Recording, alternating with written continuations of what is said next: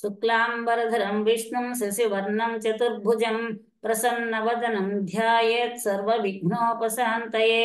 పద్మాసనా పరాశక్తి ప్రౌఢమాతా సరస్వతి లోక కళ్యాణ సిద్ధ్యర్థం భావైశ్వర్యం ప్రదాతు మే. పూజంతం రామ రామేతి మధురం మధురాక్షరం ఆరుహ్య కవితా శాఖాం వందే వాల్మీకి కోకిలం. వామే భూమిసుతా పురశ్చ హనుమాన్ పశ్చాత్ సుమిత్రాసుతః శత్రుఘ్నో భరతశ్చ పార్శ్వదళయోః వాయవ్యాధికోణేషు చ సుగ్రీవశ్చ విభీషణశ్చ యువరాట్ తారాసుతో జాంబవాన్ మధ్యే నీల సరోజ కోమల రుచిం రామం భజే శ్యామలం. 2024 జనవరి 22వ తారీఖు మధ్యాహ్నం 12:30 సమయం ప్రపంచవ్యాప్తంగా ఉన్నటువంటి హిందువులందరికీ కూడా పరమ పవిత్రమైనటువంటిది, నేత్ర పర్వమైనటువంటిది, అత్యంత ముఖ్యమైనటువంటిది, ఆనందదాయకమైనటువంటి రోజు. ఎందుకంటే కొన్ని వందల సంవత్సరాలుగా హిందువులందరూ కూడా ఎదురు చూస్తున్నటువంటి మన రామయ్య తండ్రి అయోధ్యలో కొలువు తీరేటటువంటి పరమ పవిత్రమైనటువంటి రోజు ఇది. హిందువులందరికీ కూడా సామూహికంగా ఉత్సవాలు జరుపుకునేటటువంటి రోజు. రాముడికి ఇంత ప్రాముఖ్యం ఎందుకు ఇస్తున్నాం అని ఆలోచిస్తే, రాముడు ధర్మ పరిపాలకుడు, త్యాగము, సత్యసంధత, పితృవాక్య పరిపాలన మొదలైన ఉత్తమోత్తమైనటువంటి గుణాలు కలిగినటువంటి వాడు శ్రీరామచంద్రమూర్తి. ఈ రాముడు విష్ణుమూర్తి అంశలో జన్మించినటువంటి వాడు. సాక్షాత్తు శ్రీ మహావిష్ణువే శ్రీరాముడి అవతారం ఎత్తాడు. రామ అనే పదాన్ని గురించి ఆలోచిస్తే రమయతి ఇతి రామ, ఆనందింపజేస్తాడు కాబట్టి రాముడు.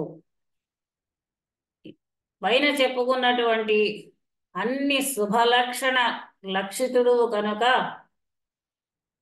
అతని రాజ్యంలో ప్రజలందరూ సుఖశాంతులతో ఉన్నారు. శ్రీరామచంద్రమూర్తి పుట్టిన దగ్గర నుండి కూడా ఆ రాజ్యంలో ప్రజలందరూ సంతోషంగా ఉన్నారు, ఆనందంగా ఉన్నారు. సమస్త భూమండలాన్ని పరిపాలించినట్టుగా మనకి తెలుస్తోంది శ్రీరామచంద్రమూర్తి. అది ఇక్ష్వాకు వంశ రాజులు సమస్త భూమండలాన్ని పరిపాలించినట్లుగా మనకి తెలుస్తోంది. అయితే రాముడు అవతారం ధరించడానికి కారణం ఏమిటి అని ఆలోచిస్తే, త్రేతాయుగంలో రావణాసురుడు బ్రహ్మదేవుని గురించి తపస్సు చేశాడు. ఆ బ్రహ్మదేవుడు మెచ్చుకొని రావణుడి తపస్సుకి వరం ఇచ్చాడు. దుర్మార్గుల చేతిలో వరాలు పడినట్లయితే అది ఉత్తమోత్తమైనటువంటి వాళ్ళకి నరకయాతన అవుతుంది. అలాగే ఈ రావణుడు కూడా వరగర్వం చేత తాపసులు, సత్పురుషులు, సాధుపుంగవులు, దేవతలు మొదలైనటువంటి వాళ్ళందరినీ కూడా ఏడిపించేయడం మొదలుపెట్టాడు. ఇలా ఏడిపించేస్తూ ఉంటే వీళ్ళ బాధలు భరించలేక బ్రహ్మ మొదలైనటువంటి దేవతలందరూ కూడా వరం ఇచ్చినప్పటికీ కూడా ఏదో నీ నెత్తి మీద ఏదైనా ఉంటే నువ్వే తీసేయన్న సామెతగా వరం ఇచ్చి కూడా బాధపడ్డాడు. ఆ బాధపడుతూ బ్రహ్మ మొదలైనటువంటి దేవతలందరూ కూడా రావణాసురుడు వలన బాధలు పడలేకపోతున్నాము, మమ్మల్ని అందరినీ ఏడిపించేస్తున్నాడు, ఋషులు మొదలైన వాళ్ళని యజ్ఞయాగాదులు చేసుకోనివ్వట్లేదు, తపస్సులు చేసుకోనివ్వట్లేదు, ధ్యానాలు చేసుకోనివ్వట్లేదు, కాబట్టి ఈ దుష్ట శిక్షణ కోసం అని చెప్పి నువ్వు ఈ దుష్టుల్ని శిక్షించాలి. దుర్మార్గుడైన శ్రీ రామావతారం ఎత్తి నువ్వు రావణుని సంహరించవని చెప్పారు.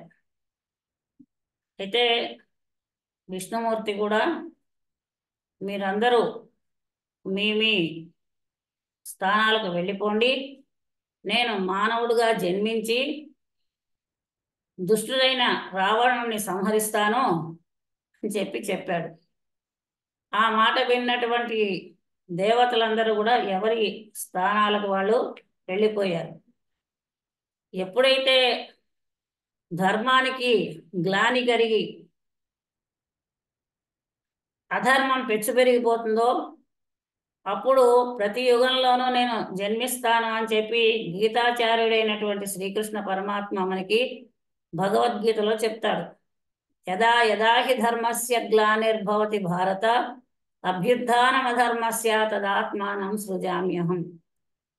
అలాగే విష్ణుమూర్తి కూడా దుష్ట రావణుని సంహరించడం కోసం అని చెప్పి దశరథ మహారాజుకి కుమారుడిగా జన్మించాడు. అటువంటి శ్రీరామచంద్రమూర్తి జీవితం అంతా కూడా తపశ్చర్యనే, అతని అవతారమే తపశ్చర్య. ఈ వృత్తాంతం అంతా కూడా ఆయన జీవిత వృత్తాంతం ఏదైతే ఉందో అది తపస్సుకి ఫలరూపం అని చెప్పి రామాయణం ప్రస్తావన మనకి తెలియజేస్తోంది. రాముల్లో ఉన్న గుణాలు ఏమిటి అంటే రుజు ప్రవర్తన, సత్యవాక్ పరిపాలన, వేదశాస్త్రాధ్యయనము, శాంత స్వభావము, బాహ్యేంద్రియ నిగ్రహము, దాన ధర్మాచరణము, యజ్ఞాలను నిర్వహించడం మొదలైనటువంటి పవిత్ర కార్యాలన్నీ కూడా తపశ్చర్యలే, తపస్సుకు సంబంధించినవే, మంచి కార్యములు చేయడమే. కనుక ఇవన్నీ కూడా శ్రీరాముల్లో ఉన్నాయి. కాబట్టి రాముడు మానవులందరికీ కూడా మార్గదర్శకుడు. అంతేకాకుండా శ్రీరామచంద్రుడు పితృవాక్య పరిపాలకుడుగా ప్రసిద్ధి పొందాడు. అయితే శ్రీరాముని మనం చూసామా, అది త్రేతాయుగంలో ఉన్న రాముడు మనకెలా తెలుసు, 100 సంవత్సరాలు 1000 సంవత్సరాలు వెనక వాళ్ళే తెలియదు కదా అని మనం చర్చించుకోవచ్చు.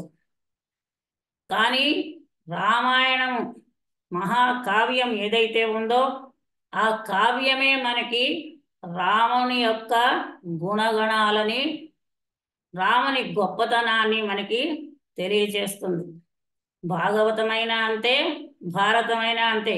ఈ గ్రంథాలే మానవులకి మార్గదర్శకాలు. అలాగే శ్రీరాముడు పితృవాక్య పరిపాలకుడుగా పేరు పొందాడు. మనకి శ్రీరాముడు వనవాసానికి వెళ్ళేటంత వరకు కూడా ఆ దశరథ మహారాజు దగ్గరే ఉన్నాడు. కాబట్టి అంటే కొంతకాలం విశ్వామిత్రుడు యాగ సంరక్షణకు వెళ్ళి తర్వాత సీతాదేవిని వివాహం చేసుకొని మళ్ళీ వెనకకు వచ్చి పట్టాభిషేకం ఆగిపోయేటంత వరకు ఆగిపోయి మళ్ళీ వనవాసాలకు వెళ్తాడు. అంతవరకు కూడా తండ్రి దగ్గరే శ్రీరామచంద్రమూర్తి ఉన్నాడు. ఈ కారణంగా ఈ సమయంలో శ్రీరామచంద్రుడు తండ్రి మాటని అనుసరించాడు. అది మొదట మనకి ఉదాహరణ ఎలా తెలుస్తోంది అంటే, విశ్వామిత్రుడు యజ్ఞం చేసుకుంటున్నట్ట, యాగం చేసుకుంటూ ఉంటే రాక్షసుల పని ఏమిటి అంటే యజ్ఞాలు యాగాలు నాశనం చేయడం.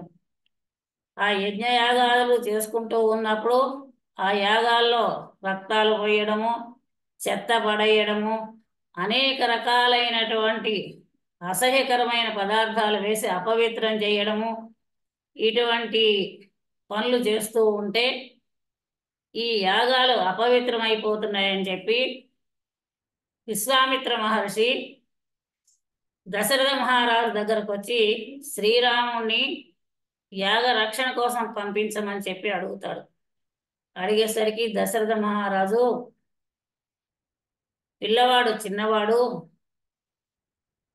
మీ యాగ రక్షణ బాగానే ఉంది కానీ మీ యాగాన్ని పాడు చేసేటటువంటి వాళ్ళు రాక్షసులు, వాళ్ళ బలం ఎక్కువ, నా పిల్లాడు చిన్నవాడు అని చెప్పి ఆయన బాధపడితే, వశిష్ఠుడు మొదలైనటువంటి మహర్షులు రాముడికి ఆ యాగాన్ని రక్షించే శక్తి ఉంది, పంపించమని చెప్పి సలహా చెప్తారు దశరథుడికి. వారి సలహాలను అనుసరించి రాముణ్ణి విశ్వామిత్ర యాగ రక్షణ కోసం పంపిస్తారు. పంపించిన తర్వాత అక్కడ విశ్వామిత్రుడు అంటాడనమాట, ఈ తాటకి అనేటటువంటి రాక్షసు వచ్చింది, దీన్ని సంహరించమని చెప్పి చెప్తాడు. అసలు విశ్వామిత్రుడు వెనుక రాముడు రావడానికి కారణం ఏమిటి అంటే యాగరక్షణ గనక, ఆ యాగాన్ని పాడు చేసేది రాక్షసులు గనక, ఆ రాక్షసుల్లో ఒకటి తాటక గనక దాన్ని సంహరించమని చెప్తాడు. చెప్పేసరికి రాముడు అంటాడనమాట, పితుర్వచన నిర్దేశాత్ పితుర్వచన గౌరవాత్ వచనం కౌశికస్యేతి కర్తవ్యం అవిశంకయ. నా తండ్రి గారు నిర్దేశించినందువలన నాయన అడవికి వెళ్ళి విశ్వామిత్రుడితోటి యాగరక్షణ చెయ్యి అని చెప్పారు. ఆయన చెప్పిన మాట ఈ చెవి నుంచి విని ఆ చెవి నుంచి వదిలేయకుండా ఆయన చెప్పిన మాటని గౌరవిస్తూ, అంతేకాకుండా బ్రహ్మర్షి అయినటువంటి మీ యొక్క ఆజ్ఞని శిరసావహించి తాటగా అనే రాక్షసుని సంహరిస్తాను అని చెప్పి చెప్పాడు. అలాగే ఆ యాగరక్షణ తరువాత విశ్వామిత్రుడు శ్రీరాముడికి అతిబల మహాబల అనేటటువంటి విద్యలు కూడా నేర్పిస్తాడు. రాముడితో పాటు లక్ష్మణుడు కూడా విశ్వామిత్రుడితోటి యాగరక్షణకి వెళ్ళాడు సహాయం కోసం. అలాగే సీత వివాహానంతరం శ్రీరాముడు అయోధ్యకి వచ్చాడు. వచ్చిన తర్వాత కొంతకాలానికి దశరథ మహారాజు, నేను పెద్దవాడిని అయిపోయాను, అలసిపోయాను, కొంత నాకు విశ్రాంతి కావాలి, శ్రీరాముడికి పట్టాభిషేకం, యువరాజ పట్టాభిషేకం చేసి నేను వానప్రస్థాశ్రమం తీసుకుంటాను అని చెప్పి నిర్ణయించుకొని శ్రీరాముడికి పట్టాభిషేకం చేస్తాము అని చెప్పి ఒక శుభముహూర్తం నిర్ణయించారు. నిర్ణయించిన తర్వాత అంతకు ముందు కైక, దశరథ మహారాజు భార్యల్లో ఒకదైనటువంటి కైక 2 వరాలు కోరుకుందట దశరథుని. అంటే 2 వరాలు ఇస్తానన్నాడు ఆయన. అది ఎందుకు ఇస్తానన్నాడు అని అంటే, దేవేంద్రుడు శంబరాసురుడు అనేటటువంటి వాడితో యుద్ధం చేశాడట. ఒకప్పుడు యుద్ధం జరిగింది. ఈ కైక దశరథ మహారాజుతో కలిసి ఆ దేవేంద్రుడికి సహాయంగా దశరథుడు వెళుతుంటే ఆయనతో పాటు ఈమె కూడా వెళ్ళింది కైక. ఈమెకి రాక్షస మాయలకి ప్రతిక్రియ చేయడం తెలుసట. ఇది ఎలా తెలుసు అంటే, ఈమెకి ధవళాంగుడు అనేటటువంటి ముని వలన రాక్షస మాయలకి ప్రతీకారం ఎలా చేయాలో తెలుసు గనక ఈమె కూడా వెళ్ళింది. అక్కడ జరుగుతున్నది రాక్షసులతోటి యుద్ధం కాబట్టి, శంబరాసురుడితోటి యుద్ధం కాబట్టి ఆమె ఆ రాక్షస మాయకి ప్రతిక్రియలు చేస్తూ ఉండడం వలన ఆ దశరథ మహారాజు మెచ్చుకొని ఈమెకు 2 వరాలు ఇస్తానని చెప్పాడు. కోరుకో, నీకేమన్నా ఇస్తానన్నాడు. అంటే ఆ కైక, నాకు ఇప్పుడు ఏ వరాలు అక్కర్లేదు, అవసరం వచ్చినప్పుడు నేను అడుగుతాను అని చెప్పింది.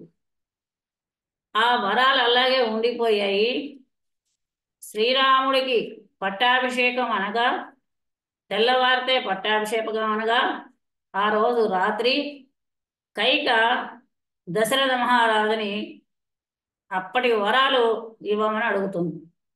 సరే, ఏమిటో నీకేం కావాలో అడగమంటాడు. అడిగితే శ్రీరాముడికి 14 సంవత్సరాలు వనవాసం పంపించాలి రాముణ్ణి. అలాగే నా కొడుకైనటువంటి భరతుడికి పట్టాభిషేకం చేయాలి. ఒకటి నా కుమారుడికి పట్టాభిషేకం చేయాలి, రెండవది రాముణ్ణి 14 సంవత్సరాలు అడవులకు పంపించాలి అని అడుగుతుంది. అడిగేసరికి ఆ దశరథుడికి విచారం పట్టుకుంటుంది, బాధ కలుగుతుంది.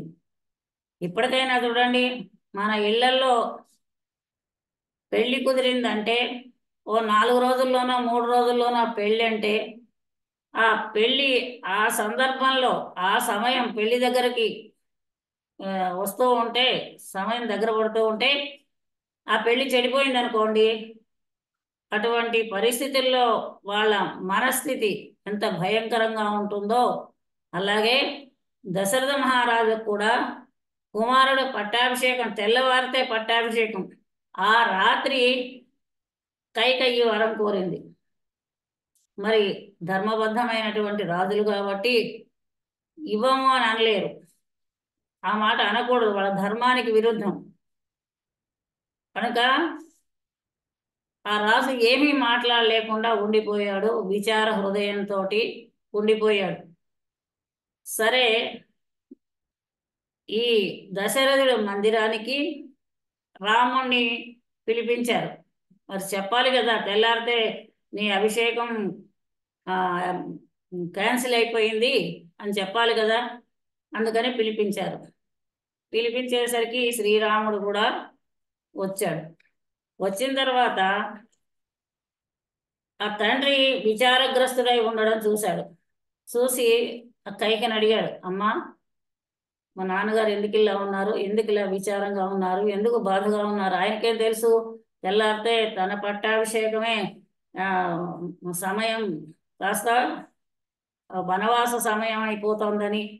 కాబట్టి మామూలుగా అడిగాడు, ఎందుకు ఇలా ఉన్నారు నాన్నగారు, తండ్రి గారు అడిగితే, ఎప్పుడో మీ నాన్నగారు నాకు 2 వరాలు ఇచ్చారు, ఆ వరాలు కోరుకున్నాను నేను, ఇప్పుడు ఆ మాట నీతో చెప్పలేక ఆయన అలా ఉన్నారు అంటూ, ఆ వరాలు ఏమిటి అంటే, భరతశ్చాభిషిచ్చేత యదేతదభిషేచనం త్వదర్థే విహితం రాజ్ఞా తేన సర్వేణ రాఘవ.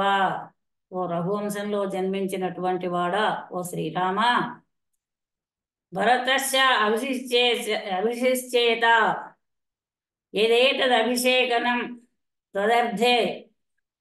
తదర్థే విహితం, నీ కోసమని అభిషేక సంభారాలు, అభిషేకానికి సంబంధించినటువంటి సామాను, అభిషేకానికి సంబంధించినటువంటివి అంటే సమస్త నదులలోనూ నీరు, పవిత్రమైన నీరు, ఔషధాలు, ఇవన్నీ ఔషధి రసాలు, ఇవన్నీ కూడా వేద మంత్రాలు, ఇవన్నీ ఏవైతే నీ కోసం, నీ అభిషేకం కోసమని, నీ పట్టాభిషేకం కోసం అని చెప్పి ఏవైతే సమకూర్చారో ఆ వస్తువులతోటే భరతుడికి అభిషేకం చెయ్యాలి అని చెప్పి అనేటటువంటి వరం ఒకటి. రెండవది, సప్త చ వర్షాణి దండకారణ్యమాశ్రిత అభిషేకమిమం త్యక్త్వా జటాచీరధరో వస. ఓ రామ, ఇంకోటేమిటి అంటే, సప్త చ వర్షాణి, సప్త అంటే 7, 2 సప్తలు, 2 ఏళ్ళు 14 సంవత్సరాలు జటాచీరధరో, జటలు వల్కలములు నారచీరలు ధరించి నీవు దండకారణ్యంలో నివసించాలి. ఈ అభిషేకాన్ని వదిలిపెట్టి, అంటే ఈ అభిషేకం నువ్వు చేసుకోకుండా, పట్టాభిషేకము నువ్వు నారచీరలు ధరించి జడలు కట్టుకుని, జుట్టు జడలుగా కట్టుకునేట్టుగా చేసుకొని 14 సంవత్సరాలు దండకారణ్యంలో ఉండాలి. ఇది నా 2 వరాలు, నేను కోరుకున్నవి మీ నాన్నగారిని అని చెప్పింది. ఈ మాట ఆయనకు బాధ కలిగించింది. నువ్వు ఇష్టమైనటువంటి జ్యేష్ఠపుత్రుడు కనుక ఆయనకి చాలా బాధ కలిగించి, ఆ మాట నీకు చెప్పలేక ఇలా విచారగ్రస్తుడై ఉన్నారు అని చెప్పింది. చెప్పేసరికి ఆ రాముడికి ఏ విధమైన బాధ కలగలేదు ఈ మాట విన్న తర్వాత. పైగా కౌసల్యనే ఆయనకి జన్మనిచ్చిన కైక పెంచి పెద్ద చేసింది ఎంతో ముద్దుగా అని మనకి తెలుస్తోంది. అటువంటి కైక శ్రీరాముడికి తల్లి. సవతి తల్లి అయినా సొంత తల్లిలా పెంచింది. పైగా రాముని యొక్క ఉత్తమోత్తమ గుణం శాంత గుణం గనుక ఇంత మాట భయంకరమైన మాట విన్నప్పటికీ ఆయనలో కోపం కానీ చిరాకు కానీ అసహ్యం కానీ ఇంకా ఏ విధమైనటువంటి తను సహించలేని గుణాలు ఏవి కూడా ఆయన వ్యక్తపరచలేదు ఆ శ్రీరాముడు. వెంటనే అన్నాడనమాట, అమ్మా అలాగే కానీ నేను అడవుల్లో ఉంటాను, అలాగే జడలు కట్టుకుని తర్వాత మోదుగ కర్ర అజినము అంటే మోదుగ కర్ర తర్వాత ఈ నారచీరలు కూడా ధరించి రాజుగారు చెప్పినటువంటి మాట ఏదైతే ఉందో మా తండ్రి అయినటువంటి దశరథుడు చెప్పిన మాట ఏదైతే ఉందో ఆ మాటని నేను అనుసరిస్తాను అని చెప్పాడు. ఏవమస్తు గమిష్యామి వనం వస్తుం అహం త్వితః జటాజన ధరో రాజ్ఞ ప్రతిజ్ఞామనుపాలయన్. రాజుగారి ఆజ్ఞని అనుసరించి ప్రతిజ్ఞని అనుసరించి నీకు ఇచ్చినటువంటి వరాలు ఏవైతే ఉన్నాయో నువ్వు కోరుకున్నటువంటి వరాలు ఏవైతే ఉన్నాయో వాటిని అనుసరించి ఆయన నాకు చెప్పలేదు కానీ నువ్వు ఆయనను కోరుకున్నావు కాబట్టి ఆ కోరిక ఏదైతే ఉందో ఆ కోరిక రాజుగారు ఇస్తానన్నటువంటి విషయము నువ్వు కోరిన కోరిక అది నిరాకరించవలసినవి కావు గనుక రాజుగారు అయిన మా తండ్రి గారు దశరథుడు ఏ మాట నాకు చెప్పకపోయినా నువ్వు ఆయన మాటగా నాకు చెబుతున్నావు గనుక నేను తప్పకుండా అడవులకు వెళ్తాను, అడవుల్లోనే ఉంటానమ్మా అని చెప్పాడు శ్రీరాముడు. అది ఆయన పితృవాక్య పరిపాలనకి నిదర్శనమైనటువంటి విషయం. ఇంకా భాసుడు రచించినటువంటి ప్రతిమా నాటకం, ఆ నాటకంలో అయితే ఈ కైకేయి అడవులకి వెళ్ళమని చెప్పిన తర్వాత రాముడు ఆ అడవులకు వెళ్ళడానికి సిద్ధపడుతున్న సమయంలో భటులు వచ్చి మీ తండ్రి గారు మిమ్మల్ని ఒక్కసారి చూస్తానని అంటున్నారు, రమ్మంటున్నారు అని చెప్తారు. అయితే ఆ రాముడు అంటాడనమాట, మేము వెళ్ళిపోయిన తర్వాత మేము ఉన్న ప్రదేశాలు చూస్తారు అని. అంటే ఒకవేళ వెళ్ళినట్లయితే తండ్రి గారి దగ్గరికి ఆయన మాటకు కానీ ఆయన బాధను చూసి కానీ మనసు మారిపోవచ్చును. దీని వలన సత్యవాక్కు పితృవాక్య పరిపాలనకి భంగం కలుగుతుంది అని చెప్పి ఆ రాముడు మేము వెళ్ళిన తర్వాత మా ప్రాంతాలు మేము ఉన్నటువంటి చోట్లన్నీ చూస్తారులే నాన్నగారు అని చెప్పి అడవులకు వెళ్ళిపోతాడనమాట. ఈ ప్రకారంగా శ్రీరామచంద్రమూర్తి తండ్రి మాటని పరిపాలన చేస్తాడు. పాలించడం అంటే రక్షించడం. ఈ చెప్పారులే వీళ్ళు చెప్పిన మాట వినేదేమిటి అనేది కలికాలం లక్షణం, కలియుగ లక్షణం. కానీ తల్లిదండ్రుల మాట ఆ రోజైనా ఈ రోజైనా వింటేనే బాగుపడతారు. అనుభవంతో ఉంటారు కాబట్టి తల్లిదండ్రులు వారికి లోక జ్ఞానం వీళ్ళకంటే ఎక్కువ ఉంటుంది కాబట్టి తల్లిదండ్రుల మాట వింటేనే బాగుపడతారు. ఏ కాలమైనా ఒకటే, తల్లిదండ్రులు అనే వాళ్ళు ఒకటే, వాళ్ళ మాట వాళ్ళ అనుభవము కూడా ఒకటే. కనుక ఆ తల్లిదండ్రుల మాట వింటే బాగుపడతారు. అయితే రాముడు తల్లిదండ్రుల మాట విని తండ్రి మాట విని కష్టాల పాలు అయ్యాడు కదా అని అంటే, కష్టాల పాలు అయ్యాడు అనేటటువంటి దానికంటే రాక్షస సంహారం చేసి ఎంతోమంది ఋషుల్ని మునుల్ని కూడా కాపాడాడు. ముఖ్యంగా రావణుని సంహరించాడు. కనుక ఆయన అవతారం దాల్చడానికి ముఖ్య కారణము రావణ సంహారం. కనుక ఈ ప్రకారంగా రాముడు పితృవాక్య పరిపాలకుడు అయ్యాడు. ఆ తర్వాత శ్రీరాముడు శివధనుర్భంగం చేశాడు. విశ్వామిత్రుడి దగ్గర నుండి మిథిలా నగరానికి వెళ్ళి శివధనుర్భంగాన్ని చేశాడు. శివధనస్సు 8 చక్రాల బండి మీద పెట్టబడి 5,000 మంది బలిష్ఠులైనటువంటి యోధులు లాక్కుని వచ్చాట. అంత పెద్ద బరువైనటువంటి శివధనస్సుని భంగం చేసి సీతాదేవిని వివాహం చేసుకున్నాడు. అటువంటి శ్రీరాముడి గుణగణాలని వర్ణించడం ఆదిశేషువు లాంటి ఉత్తములకు కూడా సాధ్యం కానటువంటి విషయం.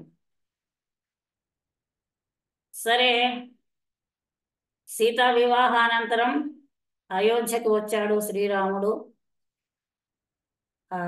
శ్రీరాముడితో పాటు అతని మిగిలిన 3 తమ్ముళ్ళకి కూడా వివాహం జరిగింది.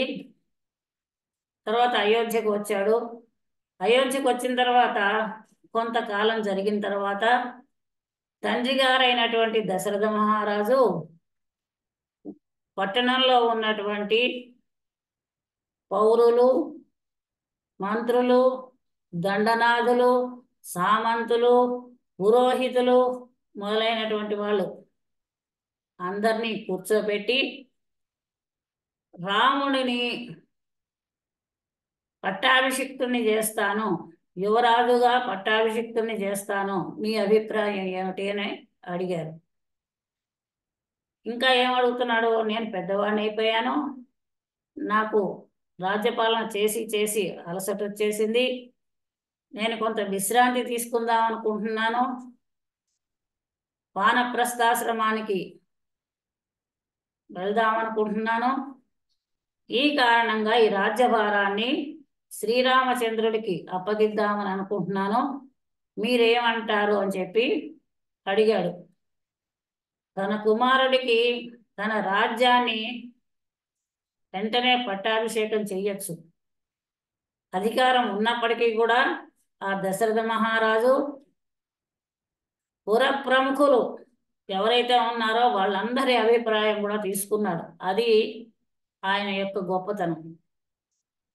అటువంటి సందర్భంలో శ్రీరాముడి గొప్పతనం ఏమిటి అనేటటువంటి విషయాన్ని అక్కడ సభలో ఉన్న వాళ్ళంతా చెప్పారు.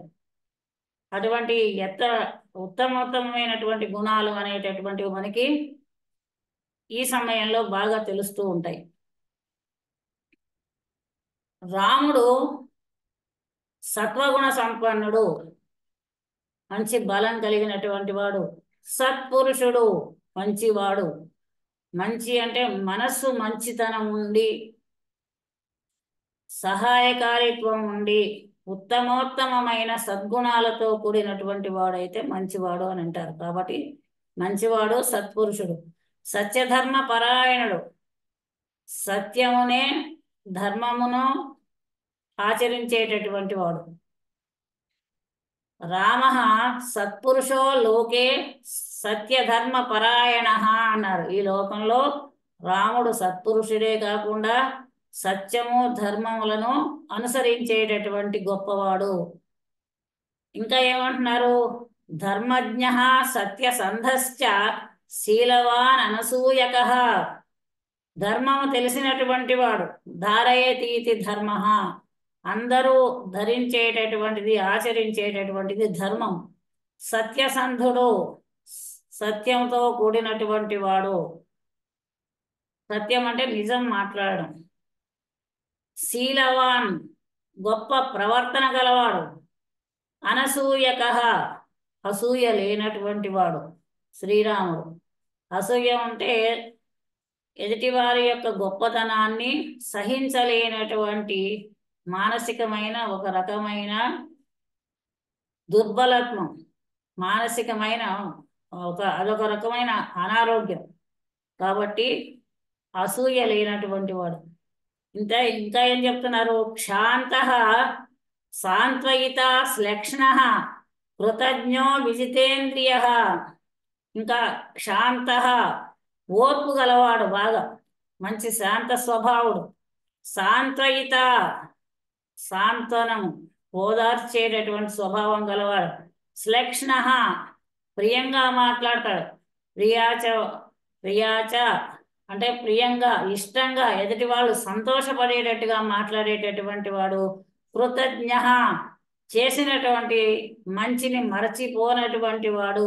విజితేంద్రియ, ఇంద్రియాలని జయించిన వాడు. ఇంద్రియాలు అంటే బాహ్యేంద్రియాలు, అంతరేంద్రియాలు అని రెండు రకాల ఇంద్రియాలు. అంతరేంద్రియాలు అంటే మనసు, బుద్ధి, అహంకారము, చిత్తము, ఆత్మ అనేటటువంటివి. అలాగే బాహ్యేంద్రియాలు ఏమిటి అంటే ఇవి పైకి చెప్పినవి మనస్సుకు సంబంధించినవి. బాహ్యేంద్రియాలంటే జ్ఞానేంద్రియాలని అంటారు వీటిని. చర్మము, కళ్ళు, నాలుక, చెవులు, ముక్కు, ఇవి బాహ్యేంద్రియాలు. చేత ఈ ఇంద్రియాలని జయించినటువంటి వాడు. ఏదైనా తినాలి అని అనిపిస్తే మనలాంటి వాళ్ళం వెంటనే తినేస్తాం. కానీ ఆ తినాలి అనిపించినా కూడా మనస్సుని అరికట్టుకునేటటువంటి స్వభావం ఏదైతే ఉందో దానిని ఇంద్రియ నిగ్రహము అని అంటారు. అంచేత ఇంద్రియ నిగ్రహం కలిగినటువంటి వాడు. మృదుశ్చ స్థిరచిత్తశ్చ సదా భవ్యో అనసూయక. మృదుశ్చ, మృదు స్వభావం కలవాడు. బండ మాటలు మాట్లాడకుండా మృదువైనటువంటి స్వభావం కలిగినటువంటి వాడు. స్థిరచిత్త, స్థిరమైన మనస్సు గలవాడు. సదా భవ్య, సదా ఎల్లప్పుడూ కూడా శుభకరమైనటువంటి వాడు. అసూయ లేనటువంటి వాడు. ఇంకా ఏం చెప్తున్నారు? ప్రియవాదీ చ భూతానాం సత్యవాదీ చ రాఘవ బహుశ్రుతానాం వృద్ధానాం బ్రాహ్మణానాం ఉపాసిత. ప్రియవాది, ప్రియంగా మాట్లాడతాడు. మాట్లాడితే కొంతమంది కొట్టినట్టు ఉంటుంది, ఏదో లేకపోతే ఏదో గద్దించినట్టు, చిరాకు పడేటట్టు ఉంటాయి మాటలు. అలా కాకుండా ఒక మాట మాట్లాడినప్పుడు ఎదుటి వాళ్ళు సంతోషంతో పులకించిపోవాలి. అది ప్రియవాదిత్వము. అలాంటి ప్రియంగా మాట్లాడేటటువంటి వాడు. భూతానాం సత్యవాది చ, భూతావనం అంటే సమస్తమైనటువంటి జీవులు, సమస్తమైనటువంటి వారి యందు ప్రియంగా మాట్లాడతాడు. సత్యవాది చ, సత్యవాది సత్యం మాట్లాడతాడు. ఏదో ఎప్పుడో నువ్వు 100 రూపాయలు ఇస్తానన్నావు అంటే నేను ఎప్పుడు ఇస్తానన్నాను, అదేదో 100 రూపాయలు ఇస్తానన్నావు ఇప్పుడు ఇస్తావా అంటే నేను ఎప్పుడు ఇస్తానన్నాను అనేది అబద్ధం అక్కడ. కాబట్టి ఇస్తానన్నావు కదా, ఇస్తావా అంటే అవును కదా, నేను మర్చిపోలేదు, గుర్తుంది, నేను ఇస్తాను అని చెప్పడం సత్యం. కాబట్టి ఇటువంటివి చిన్న ఉదాహరణలు అన్నమాట సత్యవాక్కు పరిపాలనకి. అలాగే బహుశ్రుతానాం, ఎంతో వేదాలు విని ఆ వేద పాండిత్యాన్ని నేర్చుకున్నటువంటి వాడు, వేద పండితుడు. వృద్ధానాం బ్రాహ్మణానాం ఉపాసిత, వృద్ధులను బ్రాహ్మణులను కూడా సేవించేటటువంటి వాడు, గౌరవించేటటువంటి వాడు. పెద్దవాళ్ళని, బ్రాహ్మణులని కూడా గౌరవించేటటువంటి వాడు. కనుక ఇటువంటి ఉత్తమోత్తముడైనటువంటి శ్రీరాముడు మితభాషి పూర్వభాషీచ, మితంగా మాట్లాడతాడు, ముందే తనే మాట్లాడతాడు, చిరునవ్వుతో మాట్లాడతాడు. ఎప్పుడైనా ఏ యుద్ధానికైనా వెళ్ళి వస్తూ రథం మీద కానీ ఏనుగుల మీద కానీ వస్తూ ఉన్నప్పటికీ తనకి కనిపించినటువంటి పౌరులని పేరు పేరున పిలిచి క్షేమ సమాచారాలు అడుగుతాడు. అంతేకాకుండా ఇంకా ఎవరి ఇంట్లో ఏదైనా కష్టం వస్తే తనకి కష్టం వచ్చినట్టుగానో, ఎవరింట్లో అయినా సంతోషం వస్తే ఉత్సవంగానో భావిస్తాడు శ్రీరామచంద్రమూర్తి.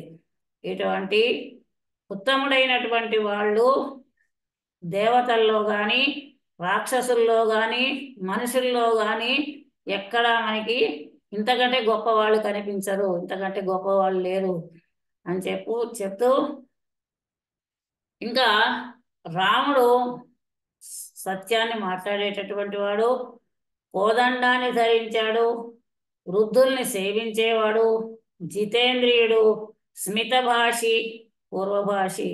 ఎంత కష్టంలో ఉన్నా సరే ధర్మాన్ని తప్పనటువంటి వాడు. ఇటువంటి సందర్భంలో రాజ్య పాలన విషయం వచ్చినట్లయితే సీతాదేవిని కూడా వదిలేస్తాను అని చెప్పి చెప్తాడు.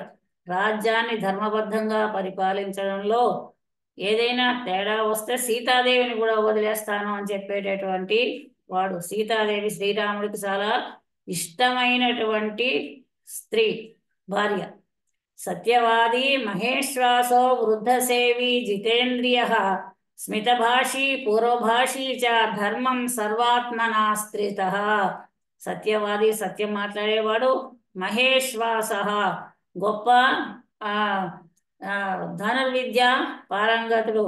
వృద్ధసేవి, వృద్ధుల్ని సేవిస్తాడు, పెద్దవాళ్ళని. పెద్దవాళ్ళంటే ఈ రోజుల పరిస్థితిని బట్టి వృద్ధాశ్రమాలు ఎక్కువైపోయాయి. తల్లిదండ్రుల యందు గౌరవం అధికమైపోయి ఆ సంతానానికి తీసుకెళ్ళి వృద్ధాశ్రమంలో వదిలిపెడుతున్నారు. మా ఇంట్లో మేము సరిగ్గా చూడలేమేమో, మా భార్య సరిగ్గా చూడదేమో, నా పిల్లలు సరిగ్గా గౌరవించరేమో నా తల్లిని నా తండ్రిని. వృద్ధాశ్రమంలో అయితే కాస్త డబ్బులు ఇస్తే కనుక వాళ్ళు బాగా చూస్తారు అనే ఉద్దేశంతో తీసుకెళ్ళి వృద్ధాశ్రమాల్లో వదిలిపెడుతున్నారు. కానీ వృద్ధులని గౌరవించడం అనేది ఒక పద్ధతి. అంటే ఎప్పుడైనా సరే ఈరోజు ఉన్నట్టుగా వయస్సు కొంతకాలం తర్వాత ఉండదు. కాలం మార్పులు తెస్తూ ఉంటుంది కాబట్టి పిల్లలు పెద్దవాళ్ళు అవుతారు, పెద్దవాళ్ళు వృద్ధులు అవుతారు. కాబట్టి బాల్య యవ్వన కౌమార వార్ధక్యాలు అందరికీ ఉంటాయి. ఈరోజు బాలుడుగా ఉన్నప్పుడు బాలుడుగానే ఉండడు, అలాగే యవ్వనంలో ఉన్నట్టుగా యవ్వనంలోనూ ఉండడు. కాలం మార్పులో బాలుడు కూడా వృద్ధుడు అవుతాడు.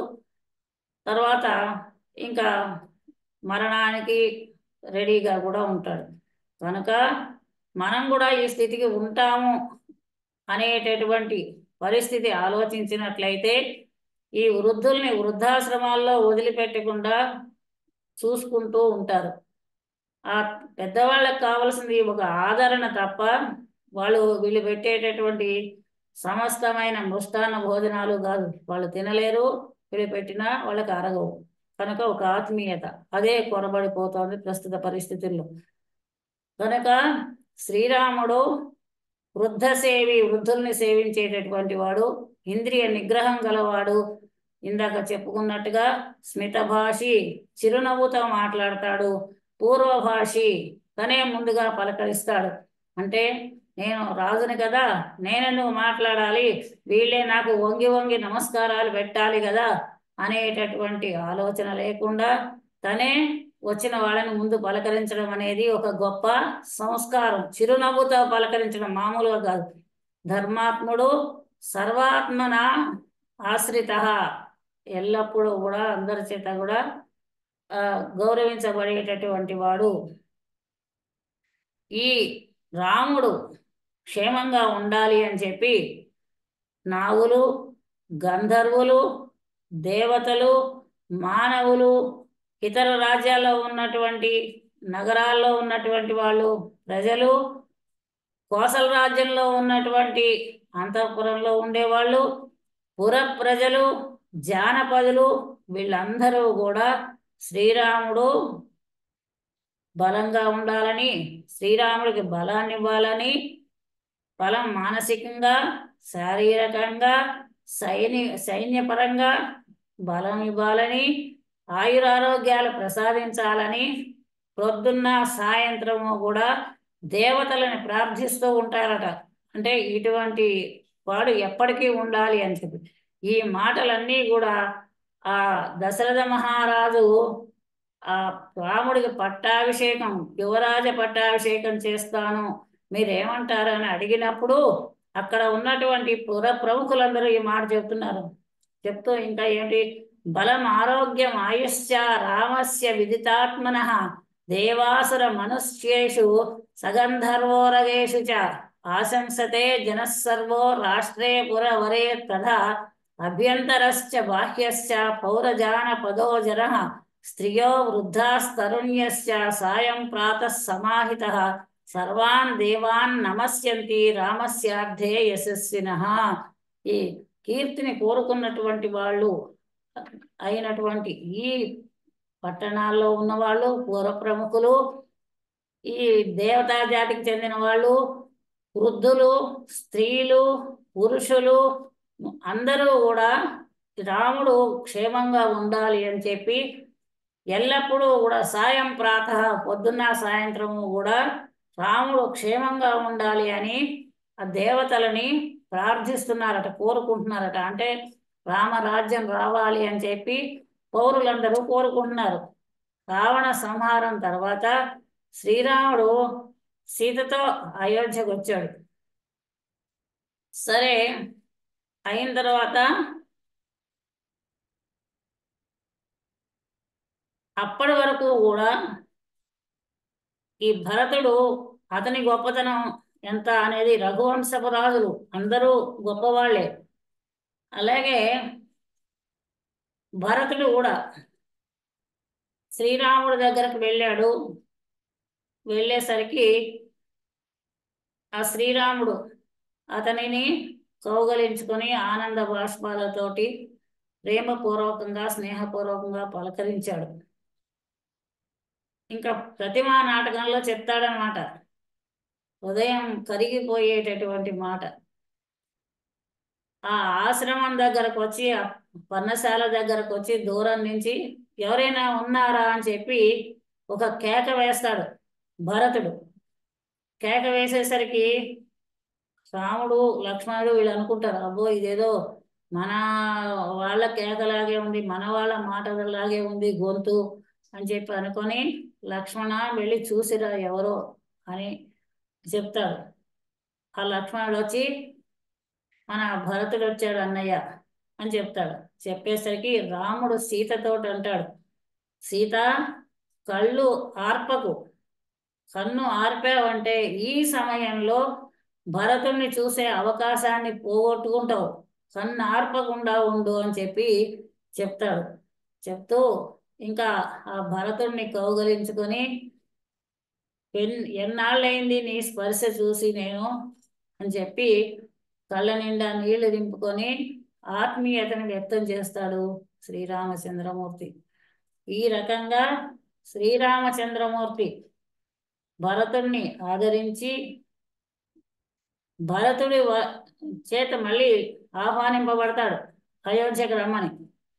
ఆహ్వానించిన రాముడు తండ్రి ఆజ్ఞని పాలించాలి. తండ్రి గారు లేనంత మాత్రాన ఆయన చెప్పిన మాట అబద్ధం కాదు కదా, నువ్వే పరిపాలన చెయ్యి, నువ్వు పరిపాలన చేసినా నేను పరిపాలన చేసినా ఒకటే, మనమంతా ఒకటే, నువ్వే పరిపాలన చెయ్యి రాజ్యాన్ని అని చెప్పి ఆ భరతుడికి చెప్తాడు. అయితే ఆ భరతుడు అన్నగారి పాదుకలు తీసుకొని అయోధ్యకు వచ్చి సింహాసనం మీద పాదుకలు పెట్టి 14 సంవత్సరాలు రాముడే ఈ రాజ్యానికి ప్రభువు, నేను ఆయనకి సేవకుడిని మాత్రమే అని చెప్తూ రాముడి మాటగా చెప్తూ 14 సంవత్సరాలు కూడా రాజ్యపాలన చేస్తాడు. ఇది ఉత్తమోత్తమైనటువంటి అన్నదమ్ముల అనుబంధం. అంతేకాకుండా లక్ష్మణుడు ఇంకా 14 సంవత్సరాలు రాముడు వెంటనంటే ఉంటాడు. సరే సీతాదేవి సీతాదేవిని తీసుకొని రాముడు రావణ వధానంతరము అయోధ్యకు వస్తాడు. వస్తూ సీతాదేవికి అనేకమైనటువంటి ఆ ప్రకృతి సౌందర్యాన్ని చూపిస్తూ ఋషులు మునులు వాళ్ళందరినీ సేవించుకుంటూ అయోధ్యకు వస్తాడు. అయోధ్యకు వచ్చిన తర్వాత ఆ సీతారాముల్ని రత్నసింహాసనం మీద కూర్చోబెట్టి వశిష్ఠుడు, వామదేవుడు మొదలైనటువంటి మునులు నిర్మలములైనటువంటి పవిత్రమైనటువంటి పరిమళ భరితములైనటువంటి జలాన్ని తీసుకొచ్చి రాముడికి వేద మంత్రాలతో పట్టాభిషేకం చేస్తారు. ఇంతేకాకుండా దేవతలు, కిన్నెర, కింపురుషులు, దేవతా జాతి వాళ్ళు అనేక రకాలైనటువంటి ఔషధి రసాలతోటి రాముడికి పట్టాభిషేకం చేశారు.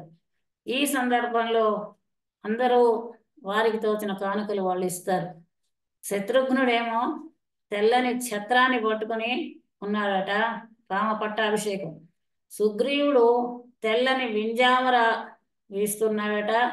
విభీషణుడు కూడా మరొక వింజామరతో ఉన్నాడట. దేవేంద్రుడు వాయుదేవుణ్ణి పంపించాడట. 100 తామర పువ్వులతోటి కూర్చినటువంటి ఒక బంగారు హారాన్ని, అనేక రత్నాలతో మెరిసేటటువంటి ముత్యాల హారాన్ని దేవేంద్రుడు వాయు దేవుడి ద్వారా శ్రీరామచంద్రుడికి ఇచ్చాడట. అంతేకాకుండా రాముడు కూడా పట్టాభిషేకం చేసుకున్న తర్వాత అనేకమైన దాన ధర్మాలు చేశాడు. లక్షల సంఖ్యలో గుర్రాలు, పాడి ఆవులు, గోవులు, ఇంకా అనేకమైన సువర్ణ నాణాలు బ్రాహ్మణులకి దానం చేశాడట శ్రీరామచంద్రమూర్తి. అనంతరం శ్రీరామచంద్రుడు 11,000 సంవత్సరాల పాటు ఆయన రాజ్యాన్ని పరిపాలన చేశాడు. ఆ పరిపాలనలో పౌండరీకము, అశ్వమేధము, వాజపేయము మొదలైనటువంటి ఎన్నో యజ్ఞాలు చేశాడు.